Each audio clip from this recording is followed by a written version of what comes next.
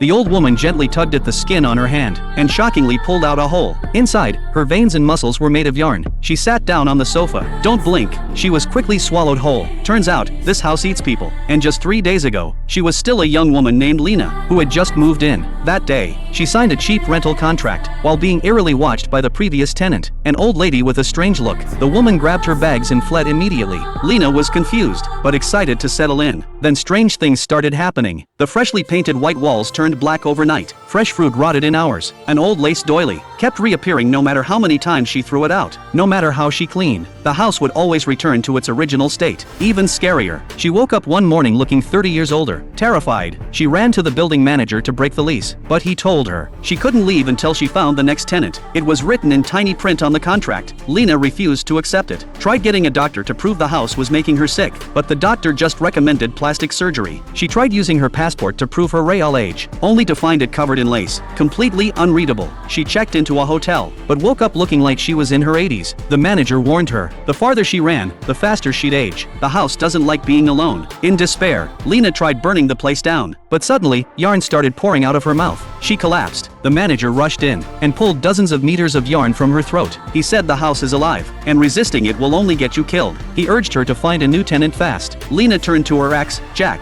but he didn't even recognize her, and he had a new girlfriend. Heartbroken, Lena returned to the house to wait for the end. The house even kindly brought her food. By the next morning, she looked over 100 years old. Her skin had begun to change, stretchy and textured like yarn. Terrified, for the low price of $20,000, Jack and his girlfriend took the bait, thinking they were getting a steal. Just as they were about to sign, Lena stopped them. She couldn't bring herself to trap someone she once loved, and kicked them out. Then, she begged the manager not to look for anyone else. She had made up her mind to be the last person the house would ever consume. In the end, Lena sat back on the sofa, closed her eyes, and quietly waited for the house to finish its meal.